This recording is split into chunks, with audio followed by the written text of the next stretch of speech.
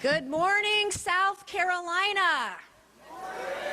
Thank you for waking up early before you head into work today. It's bright and early, beautiful day here in Charleston, South Carolina, on hallowed ground at the Citadel, the Military College of South Carolina. This morning, I'm making it official.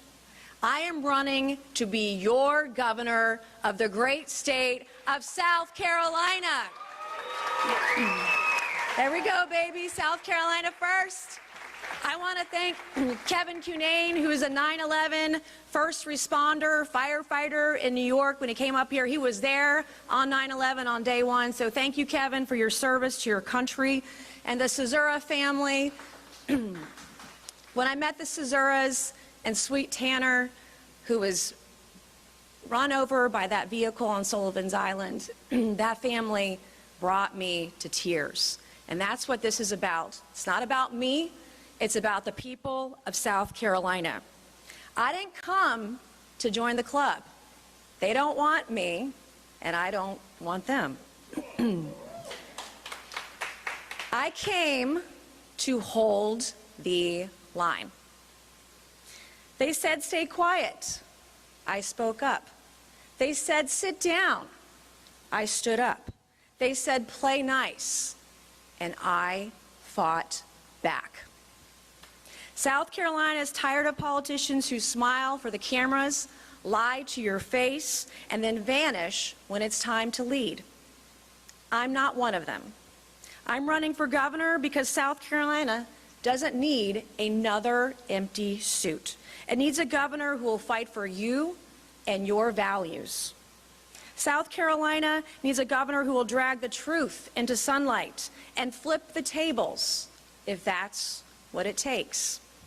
South Carolina doesn't need another politician who folds when things get tough. It needs a governor who will always stand tall, no matter the odds. I've walked into firestorms, and I've come out swinging. I didn't flinch, I don't fold, and you know, I never run. While others played it safe, I said what needed to be said, and I did what needed to be done. This isn't about playing defense. This is about going on offense for you, for your family, for your freedom, and for your future right here in South Carolina. I wasn't built to kiss the ring. I just wear one. I don't answer to the establishment. I don't owe those in the back room a single thing.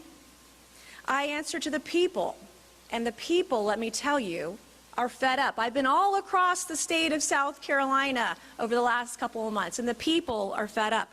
They're fed up with sanctuary sheriffs who refuse to enforce the law. Yes, that happened right here in South Carolina, where we had leadership across the state, statewide, that stood silent as we had a sanctuary sheriff in our great state, letting out illegals who were rapists, letting out illegals who were murderers, and letting out illegals who were pedophiles and child molesters. That happened right underneath our noses, right here in South Carolina. You know what I did last year? I stood up.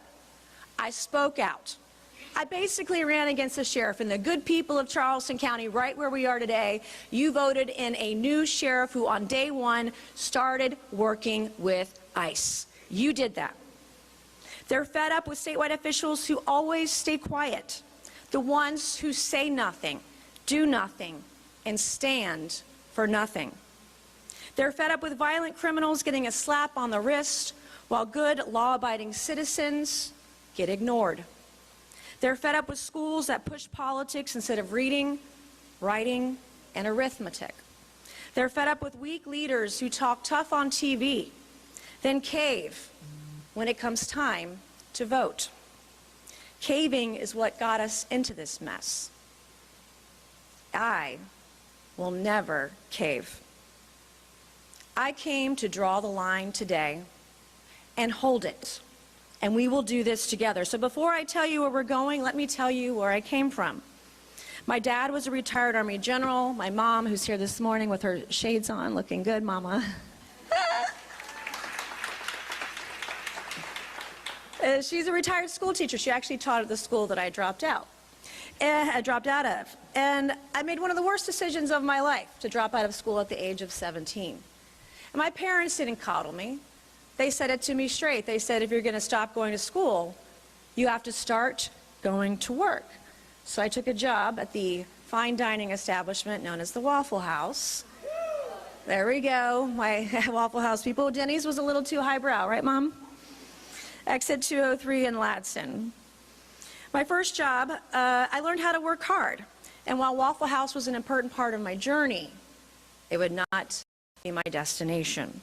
So I went from making waffles to making history right here where we are standing on hallowed ground this morning, the Citadel, the Military College of South Carolina. Because 26 years ago, this summer, this high school dropout became the first woman ever to graduate from the Citadel Corps of Cadets right here in South Carolina. A college where we don't burn American flags, we salute them. And right here on this hallowed ground, I guess almost 30 years ago, 29 years ago, I came storming into the gate, the main gate of the Citadel, probably shaking, nervous. I asked my father to help me drop my goods off in my dorm in the barracks, number 2 barracks, Paget Thomas Barracks, and he said no. I had to do it on my own. I remember my parents, my mom, my dad, dropped me off at the barracks here at the Citadel. I asked for a hug. My dad shook my hand. And he said, don't call home if you want to quit. Just put on your shoes and start walking. And I didn't quit because I had something to prove to myself, because when everyone said, no, Nancy, you can't do that. No, Nancy, you will never make it. No, Nancy, you don't have the ability to be successful. No, Nancy, you won't win. I said, watch me. And I learned about having courage. I learned about having discipline. I learned what it takes to lead no matter the odds. Because leading a district, a state, a country means you have to do hard work. When you're doing it right, it's hard, it's not easy. And I learned right here at the Citadel how to hold the line, no matter the odds. And now I'm ready to hold the line for something bigger. And that means putting South Carolinians first. That means putting your families first, putting our workers first, putting our laws first, and our values first. Something that's been ignored for decades here in the great state of South Carolina. Not the illegals who are flooding our state. We have Sinaloa cartel here. We have MS-13. We have Tren de Agua. They are all here. And we will work with ICE better than ever to ensure that anyone who was here illegally gets deported immediately. We will work with ICE in every respect. If we need housing for ICE, we have it. If we need to have boots on the ground to help ICE, we will do it. We will do everything in our power. And we will not let another sanctuary sheriff dictate who gets to stay here when they're here illegally. We will not allow another sanctuary sheriff to let out rapists, murderers, and illegals who are here, who are child molesters, out onto the streets of South Carolina. Not on my watch. Now, we will hold the line against the gender cult that has invaded our schools. And we've seen it. Just a few months ago, I noted how Clemson University had 15 genders on a form. Did you know male and female were not 2 of the options? So you know what we did? We made a statement about it. And you know what Clemson did 3 hours later? They took the form down. And I'm not even governor yet. So imagine what we can do from the capital of Columbia when we are governor. We're going to hold the line against the elites who are clinging to power. We're not going to support the lawbreakers. We're not going to support the brainwashers, not the back room. South Carolina belongs to you, her people. I will hold the line on taxes by giving the state a plan to cut taxes down to 0% over the next 5 years, and we'll get to that in a minute. Because the fastest way to kill your freedom is to tax it. I will hold the line on illegal immigration by defunding officials who defy the law and promote sanctuary policies. Former Sanctuary Sheriff Kristen Graziano, this one's for you. If any sheriff won't enforce the law, You will not get a dime. I will hold the line on jobs by punishing businesses that hire illegal labor instead of real hardworking South Carolinians. If you cheat the system, you're going to pay the price. If you're a solicitor and you aren't prosecuting crime, I want you to listen up, because I am coming for you. The days of letting criminals walk the streets of South Carolina, not being charged, not being indicted, not being prosecuted, the days of treating victims like criminals and criminals like victims are over. The culture of coddling criminals and punishing victims is over when we're governor. I will hold the line on women and kids, insanity and education, by vetoing any funding to any college that pushes gender ideology and refuses to define what a woman is. If a school erases women, it erases its right to your tax dollars. I will hold the line for parents, because parents, not the government, get the final say in their child's education. I'm not here to fold. I'm here to fight for you and your values. Together, we will make South Carolina more prosperous, more educated, more healthy, and more safe. This isn't just a campaign, it's a calling for common sense, a calling for courage, and a call to put South Carolina first. So to the establishment this morning and the cowards hiding behind their long written press releases, buckle up.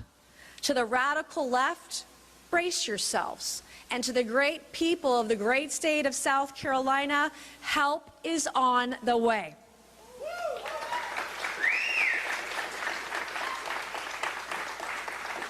You and me, this is where our mission begins. God is not done with South Carolina, and neither am I. I'm Nancy Mace. I'm running for governor of South Carolina. I will hold the line. I will fight for you, and I will always put South Carolina first. Thank you. Okay. I'm going to unveil some policies in the coming weeks and months ahead. I'm going to roll out the path to prosperity for South Carolina. When I am done with this presentation on some initial policy proposals as governor of South Carolina, we will do a photo line up front. So just a few more minutes, and we will do that patiently. So thank you for your patience. So this morning, I want to unveil South Carolina's path to prosperity.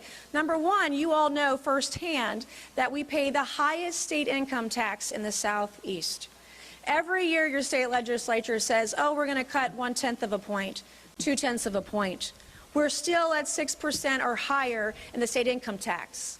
Other states like Florida, Tennessee, Texas have zero state income tax.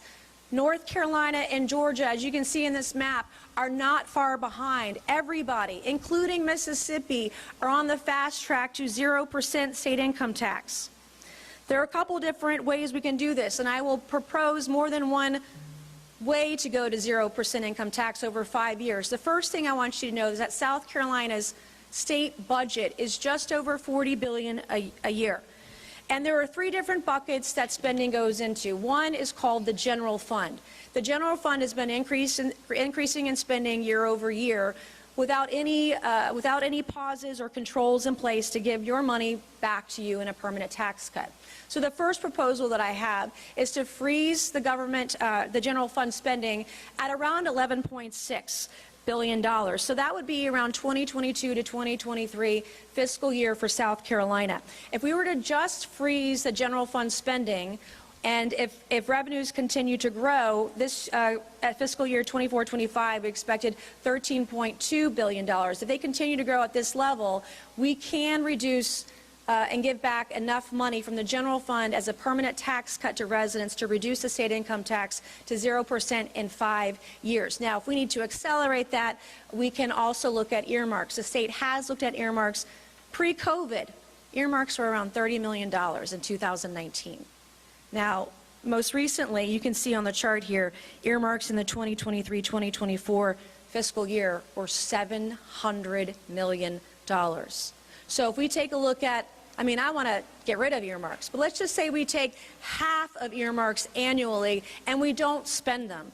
That will help accelerate us to getting to 0% state income tax in 5 years. I want to use every dollar above that cap at $11.6 billion to reduce state income tax until it hits zero. We'll pause and reduce or eliminate earmarks to accelerate that process. I also want to mandate that every single state agency find 3 to 4% annually to cut. We know we can find it. If we need to have a program to have early retirement for state government employees, we will do it. If we need to freeze hiring for state government employees, we will do it. This isn't about austerity. This is about building a robust and prosperous future for South Carolina. We know that South Carolina's economy is built on the backs of small businesses. Who benefits the most from a 0% state income taxes? It is the hardworking people of South Carolina, and equally, it is the LLCs and small businesses that are running our state. I will eliminate departments, boards, and commissions that don't serve key functions. Did you know that there are over 250 boards, departments, commissions, etc. in the state of South Carolina? I'm not even sure what they do. I'm not sure the state knows what they do, so we will reevaluate that as well. I want to audit all administrative overhead and sunset low impact and duplicative government programs. The second thing I want to bring up this morning is law and order. Last year, as many of you know, here in South Carolina, we had a sanctuary sheriff and former Sheriff Kristen Graziano. In a red state that said they banned sanctuary policies, not a single statewide elected official in South Carolina stood up and told Sanctuary Sheriff Kristen Graziano no. One person did in federal office. I did that. I was assisted by some of our local leaders here in Charleston County, but not many, not enough. So when I'm governor, we will end all sanctuary loopholes. There will not be a sanctuary sheriff who will step foot in the state of South Carolina when I am governor. If you are a business employing illegal aliens, we will hunt you down and we will find you. Find you and we will fine you $1,000 a day until you learn from your mistake and you employ real, hardworking South Carolinians. We will work with ICE and DHS to provide facilities to house illegals for deportations. Between all of our state facilities across the state of South Carolina, there are hundreds of beds that we can utilize. The Naval Brig, for example, or other facilities. We've identified hundreds of places, beds and facilities that we can use to work with ICE. And yes, DHS and ICE do compensate states for housing illegal immigrants. That will be a part of our program. We'll increase penalties for violent crimes and sexual abuse. You should see some of the ridiculous plea deals that are happening in our state. And the third-degree plea deals that they get. Oh, $100 fine for this. And not prosecuting pedophiles. We will increase penalties for violent crimes and sexual abuse. We will expand our statewide statistics, our annual report that is provided to the state of South Carolina via SLED and other agencies. Right now, they only want to tell you, they only have the ability to tell you how many arrests they're making in every county.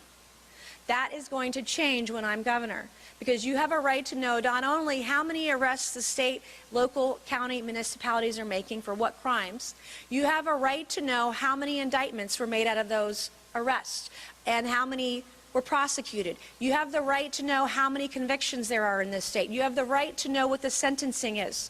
And need I remind you about convicted pedophile Donald Gresh, who was found with 1,900 images of toddlers as young as 3 being raped by animals. He was facing 60 years. And your Attorney General, Alan Wilson, pled down to 1 indictment. He was facing 60 years. They negotiated Donald Gresh. The AG negotiated Donald Gresh's sentencing in 15 minutes. And you know how many days he served in jail? He served 1 day in jail. So the days of pedophiles serving 1 day in jail are over. If you are an AG or a solicitor, who thinks it's okay to allow these people to walk the streets and put your kid in danger, that ends because I'm coming for you. We will modernize our technology systems, maintaining criminal data and mandate reporting to the Fusion Center. We will aggressively pursue federal grant funding. Most recently in Berkeley County, we assisted Berkeley County with getting a $500,000 grant to hire 3 law enforcement officers to help curtail the use of illegal firearms and violent crimes in Berkeley County. We will do this for every county across the state. If you need resources, we will find them, and we will aggressively pursue them. We will defund any office, agency, or department who refuses to follow state and federal law. The days of rogue judges, rogue solicitors, rogue prosecutors, and rogue attorney generals are over. We will create a mechanism to remove all of the rogue AGs, solicitors, and judges and sheriffs who don't follow the letter of the law. And we will clean up our streets by enacting and enforcing aggressive vagrancy laws. On education, as you all know, I am a high school dropout in South Carolina. This is an issue that is near and dear to my heart. Not much has changed in the last 30 years. I see stemming the tide of our failing education. There are 2 things that I believe that we can do immediately. Now, yes, I support expanding school choice. I've supported the state of South Carolina in that.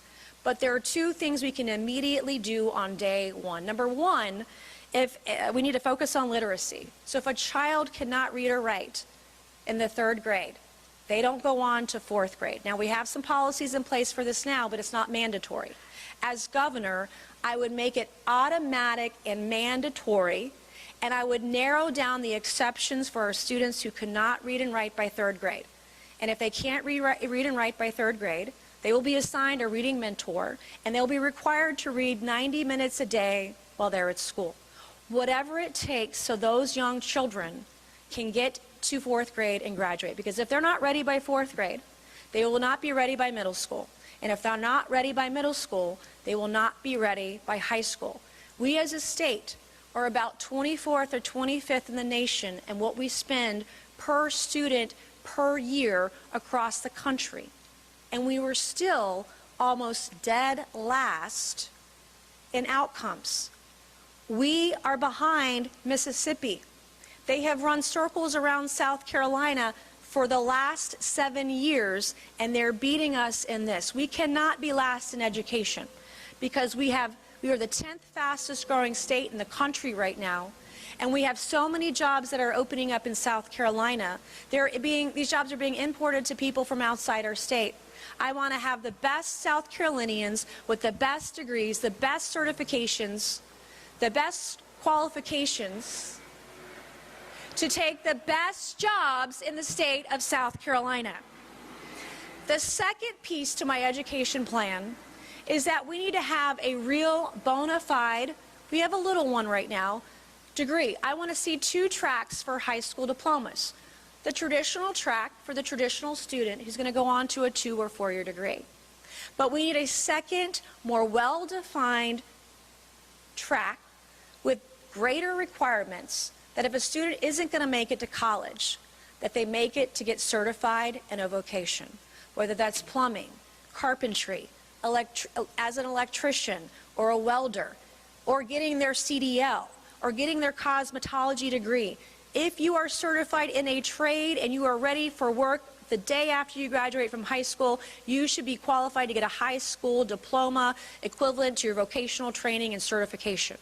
If you are, and the kids who are listening today, if you graduate high school with a welding certificate, your starting salary at the age of 18 is $80,000.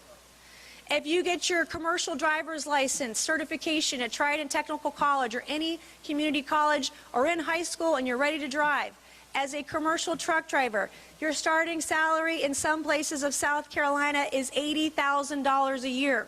If you have your nuclear welding certificate as a welder, your starting salary in South Carolina is $110,000 a year. Who's had a plumber come to their house lately? I don't know about you, but I'm paying about $2.50 an hour, and I swear to God, it's a 2-hour minimum. I'm paying $500 every time my plumber comes over. And my plumber, by the way, vacations in Cape Cod every summer. So I missed out on that gig, but they are making money hand over fist. The same thing with electricians. We don't have enough people for these jobs from South Carolina. I want our kids and our students certified for those jobs when they graduate. We're going to ban child porn in libraries. You should see some of the books I have seen recently. We're going to expand adult education as well. We are going to ban pronouns in the classroom. I don't want to see any glitter parties. I want kids coming home with A's and B's, not they and them. We're going to have tech-free school zones. I want to protect teacher wages. And let me be very clear, no state dollars to any K through 12 school, college, or university that teaches there are more than 2 genders. We will not fund any schools that allow biological men in women's bathrooms or locker rooms, that allow men to compete in women's sports, or schools that push gender ideology. Let me tell you today, as governor, you will be cut off. And when it comes to women and children, I want to increase fines and sentences for violent crimes and sexual abuse. We're going to prosecute all crimes, but especially those against children. Donald Gresh is not the only case of a convicted pedophile let off for 1 day in jail. I want to ensure that SLED and all of our men and women in blue have the resources, staffing, and technology to process rape kits and do for all their forensic lab work without delay. We're going to stop treating victims like criminals and criminals like victims. We will follow federal guidelines for trauma-informed investigations and treat victims with dignity and respect. I want to review and audit South Carolina's child welfare system and build out a strategic plan with measurable outcomes. No child left behind. And I will sign a bathroom bill into law because mentally ill men don't belong in women's spaces. I recently, in the National Defense Authorization Act, got passed an amendment that would make child rapists in the UCMJ Uniform Code of Military Justice, would give the death penalty for child rapists. That is something else I support. The last two I want to talk about are infrastructure and energy. As you know, our roads are crumbling. I want to audit SCDOT spending.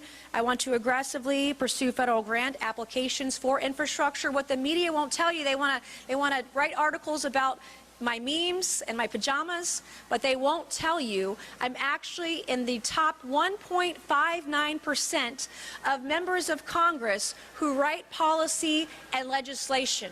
Wouldn't you know that I write 2 to 3 bills a week in Congress, but the mainstream media, the fake news on the stage behind you, won't tell you that. They also won't tell you we have probably gotten more grant funding than anybody else in the state of South Carolina. Recently, we helped assist get the largest infrastructure grant in South Carolina history. That was $195 million for Long Point Road. We recently helped Dorchester County get funding to the tune of $24 million. And in Beaufort County, we helped the airport get over $20 million in grant funding. The list goes on and on and on. Authorizations, appropriations, whether it's for veterans or citizens, we've done it all. We want to expedite permitting reform and increase communications with the Army Corps of Engineers. Something I have learned is it's not just our ideas, but we're not shovel ready. We're not shovel ready because of the roadblocks in permitting, and I want to be sure that we have the Army Corps of Engineers on speed dial. What the mainstream media will not tell you is that when people have called me asking for help, whether it was for a bridge, whether it was for dredging in Berkeley County, if they needed help, wouldn't you know that day we called the Army Corps of Engineers and we got those permits expedited within 24 hours. We will do that as governor, and we will do it for every county in the state. When it comes to energy, we have an energy crisis on our hands. And a few weeks ago, our state actually had to shut down a few facilities to keep up with the energy across the state. We need to reduce our energy costs through efficient infrastructure. We're going to get creative using dynamic line rating, distributed energy resources, consumer choice. We have to avoid the costly failures of the past. BC Summer cost the state $9 billion for a nuclear facility, and we have nothing to show for it. I will have an all-of-the-above approach. I would like to take advantage of all of President Trump's EPA reforms. There was a recent ruling with the EPA that the press, of course, didn't report on, that I also assisted with, clarifying that the EPA will allow 50 hours a year at maximum capacity for any facility to generate energy with their backup generators. It's called Rice NESHAP, to sell that energy back onto the grid. Any facility in South Carolina, I want to work to ensure that you understand what the Rice NESHAP policy is. You can generate energy with your backup generators, sell it back to the grid, whether it's the airport, whether it's data centers or other facilities who have that backup generator energy. We're going to make sure you're able to sell it back to the grid and provide energy for our state. We'll streamline regulations and avoid radical environmental mandates and collaborate with the PSC to meet our growing energy demand. We're going to accelerate and support the acceleration of infrastructure development, pipelines, LNG, transmission, to leverage South Carolina's resources, attract talent, and draw power-intensive industries like AI data centers and advanced manufacturing.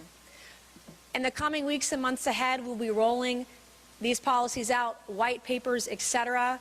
I wrote these ideas myself. I've talked to policy experts. There is no bad idea. And if you have an idea, we want to hear from you. So please tell us at nancymace.org. We're here today if you want to buy swag. We've got Peter checking people out at the end of the day. I will now ask my staff to create a line over here so we can do some photos before it really starts raining. I love you. I appreciate you. We need all the help we can get. God bless you, and God bless the great state of South Carolina.